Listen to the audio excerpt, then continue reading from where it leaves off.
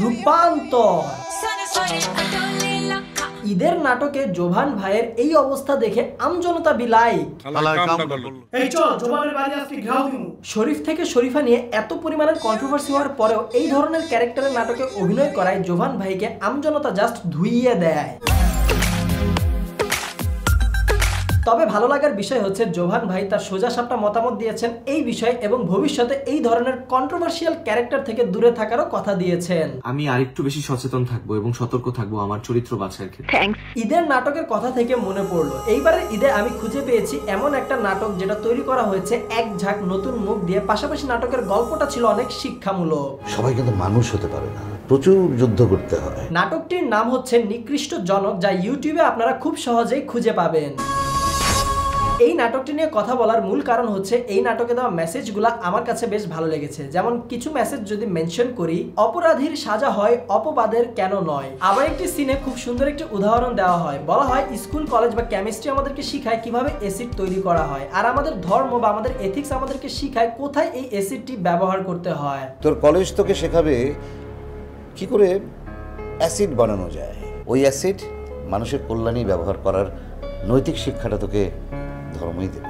শুধুমাত্র যে সিনে কাস্টার ডায়লগের মাধ্যমে অনেক ধরনের সোশ্যাল মেসেজ দিচ্ছে ব্যাপারটা কিন্তু এইরকম না। অনেকগুলো সিনে দেখা যায় যে গল্পের মাধ্যমে অনেক গুরুত্বপূর্ণ মেসেজ ফুটে ওঠে।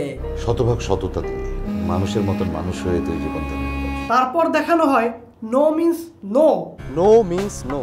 সাথে আরো দেখানো হয় সততায় বাস্তবতা কতটা কঠিন হতে পারে। আমাকে কেন আব্বু সহজভাবে জীবনযাপন করা শিখাইলে না? শিক্ষকরা যদি দুর্নীতিবাজ হয় তাহলে সমাজ ব্যবস্থার কত অবক্ষয় হয়। কি বলেন স্যার? চমকে গেলেন? মেয়েরা কিছু বললে সমাজের মানুষেরা সেটা খুব সহজেই বিশ্বাস করে, আর এই বিষয়টি নিয়ে কিছু মেয়েরা ভিকটিম রোলের ফায়দা উঠায়। যদি ছোট্ট একটা উদাহরণ দেই, আপনি যদি রাস্তায় কোনো মেয়েকে দেখেন কোনো ছেলেকে মারতেছে, তাহলে দেখবেন যে রাস্তার মানুষজন বা সমাজের মানুষজন সেই বিষয়টা দেখে খুব মজা পাচ্ছে, তামাশা করতেছে, বিনোদন নিতেছে, কেউ কিন্তু কোনো প্রতিবাদ করবে না। ঠিক এর উল্টা চিত্র যদি হয়, কোনো ছেলে যদি কোনো মেয়েকে রাস্তায় মারে, তাহলে দেখবেন যে সমাজের মানুষজন সবাই প্রতিবাদী হয়ে যাবে। আর একটা মেয়ে একটা ছেলের সম্পর্কে কিছু বললে সেটা অবশ্যই সত্যি প্রমাণিত হয়, আর ওইটা কেউ মিথ্যা প্রমাণ করতে পারে না সহজে। ঠিক এইরকম বিভিন্ন স্ট্রং মেসেজের পাশাপাশি নাটকটার গল্পের কনসেপ্ট বা গল্পটাও কিন্তু অনেকটা স্ট্রং ছিল। ওরা আমাকে তোমার আদর্শে মানুষ হতে দিল না। এই নাটকে ব্যবহার করা বিজিএম গুলো আমার কাছে সবথেকে বেশি জোস লাগছে। সিনের সাথে সাসপেন্স অনুযায়ী বিজিএম গুলোর ম্যাচিং খুব সুন্দর হয়েছে। একটা নাটক অনুযায়ী বিজিএম গুলো অনেক ভালো হয়েছে। নাটকের শুরুতেই দেখা যায় বাবার হাতে ছেলের খুন, তারপরই আবার দেখানো হয় বাবা ছেলের খুব প্রশংসা করতেছে। সিন একদম অন্যরকম। মোটামুটি এরকম একটা টুইস্ট ক্রিয়েট করে নাটকটা শুরু করা হয়। হত্যা করেছি। নাটকের লিড রোলে ছিল আফজাল সুজন, খুব দারুণ অভিনয় করে সে। চুরিও করছস, আবার কইলে শরীরের মধ্যে লাগা যায়, চোরের মায়ের বড় গলা, তাই না? এছাড়াও এই নাটকটিতে ছিলেন আমাদের সবার পরিচিত মুখ আব্দুল্লাহ রানা ভাই। সত্যি কথা বলতে আমি কিন্তু ওনার প্রচুর পরিমাণে নাটক দেখেছি। উনি অনেক বড় বড় ডিরেক্টরদের সাথে কাজ করেছেন, অনেক বড় বড় প্রোডাকশন হাউসের সাথেও কিন্তু কাজ করেছেন। সেই অনুযায়ী এই নাটকে তার অভিনয় ছিল খুবই দুর্দান্ত, একদমই নিখুঁত এক্সপ্রেশন, রিয়াকশন আর ডায়লগ ডেলিভারি। মানে ছোট প্রোডাকশনে আর নতুন কাস্টদের সাথে এতটা ডেডিকেশন দিয়ে এতটা নিখুঁত অভিনয়, প্রশংসা ভাই করাই লাগে।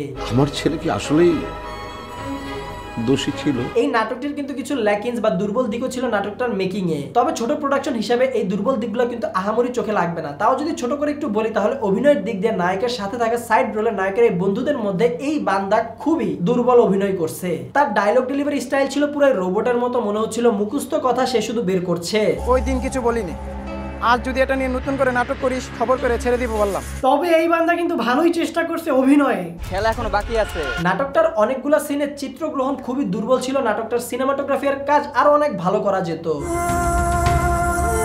তবে সব মিলিয়ে যদি বলি, তাহলে এই নাটকটি দেখে আপনারা একটা ভালো সময় কাটাতে পারবেন। আপনারা ইউটিউবে হিজি বিজি বা হিজি বিজেড এই চ্যানেলে নাটকটি পেয়ে যাবেন, অথবা আপনারা যদি ইউটিউবে নিকৃষ্ট জনক লিখে সার্চ করেন তাহলে খুব সহজে নাটকটি পেয়ে যাবেন। নাটকটি দেখে অবশ্যই কিন্তু কমেন্ট বক্সে আমাদেরকে জানাবেন নাটকটি আপনাদের কাছে কেমন লেগেছে, অথবা নাটকটির কমেন্ট বক্সে আপনারা জানাতে পারেন যে নাটকটি আপনাদের কাছে ব্যক্তিগতভাবে কেমন লেগেছে। আজকের ভিডিওটা এতটুকুই ছিল। আপনারা সবাই ভালো থাকবেন, সুস্থ থাকবেন। দেখা হবে আপনাদের সাথে পরবর্তী ভিডিওতে খুব জলদি।